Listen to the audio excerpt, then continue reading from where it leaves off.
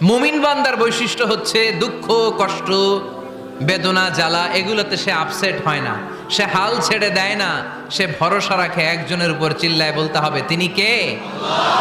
কারণ মুমিন জানে রাত্রি যত গভীর হয় অন্ধকার তমানিসা ভেদ করে সুবহে সাদিক হয়। মুমিন জানে গর্ভবতী নারীর পেটের ব্যথা যেই দিন বাড়তে থাকে ওই দিনই নতুন মেহমান আগমনের সময় ঘনাতে থাকে। মুমিন জানে তার জীবনে দুঃখ কষ্ট বিপদ যত বাড়তে থাকে সুখের দিন কাছে আসতে থাকে। এজন্য মুমিনের হারাবার কিছু নেই। ফা ইন্নামা আল উসরি ইউসরা, ইন্নামা আল উসরি ইউসরা। নবী হে, কষ্টের পরেই আছে আনন্দ, দুঃখের পরেই আছে সুখ। আপনি সমস্যায় পড়েছেন, ওই সমস্যার সমাধানও আছে না নাই? এই পৃথিবীতে এমন কোন সমস্যা আছে যেটা সমাধান নাই? কথা বলেন। সমস্যা তৈরি করেছে কে? আবার সমাধানও দিয়েছে কে?